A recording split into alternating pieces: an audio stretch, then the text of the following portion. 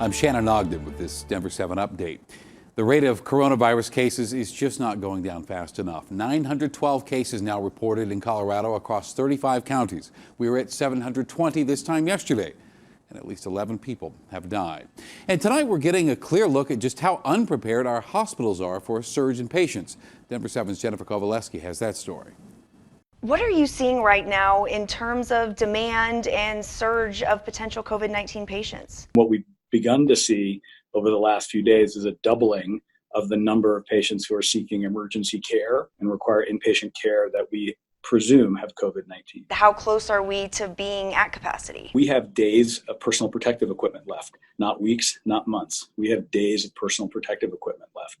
We have lots of beds and lots of ICU capacity right now, but lots means dozens of patients, not 100 patients, not hundreds of patients. So I cannot emphasize this enough.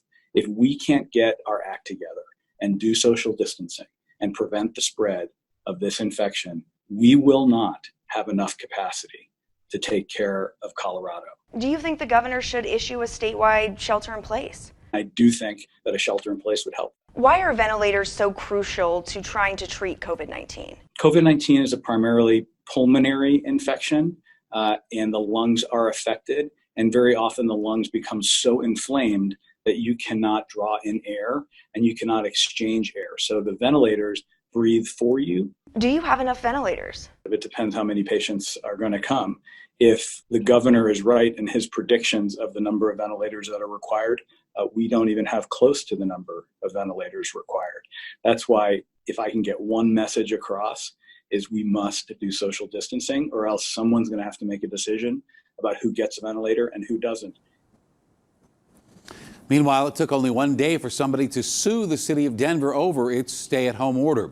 Bighorn Firearms claims its customers now are being deprived of their Second Amendment rights by the mayor's declaration that they are not an essential business. They point to the chaos after Hurricane Katrina down in New Orleans as reason to be concerned of increased lawlessness.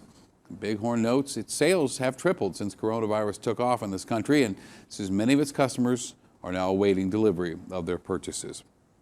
A Colorado think tank believes our state economy could lose as many as 183,000 jobs during all this, and that is 4.5% of our workforce.